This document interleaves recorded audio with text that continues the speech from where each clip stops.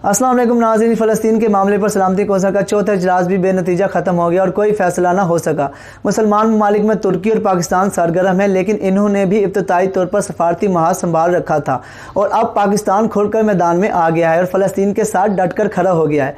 वज़ीर आज़म इमरान खान की ज़ेर सदारत होने वाला काबीना के इजलास में फ़लस्तीन के हवाले से अहम फैसले हुए। पाकिस्तान में वज़ीर आज़म काबीना ने मंजूरी दे दी कि फ़लस्तीन को इमदादी सामान भिजवाया जाए, जिसमें तबी सामान भी होगा और इसराइल के हमलों के बाद फ़लस्तीनी शहरियों को अद्वियात की कमी का सामना है।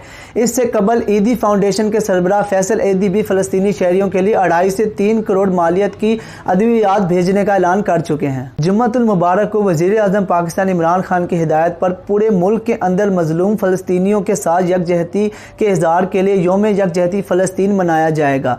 ताहिर अशरफी ने बताया कि पाकिस्तान के हिलाल अहमर को हिदायत दी गई है कि अद्वियात के सिलसिले में फ़लस्तीनी भाइयों के लिए हर मुमकिन कोशिश की जाए। पाकिस्तान अपना किरदार अदा करता रहेगा।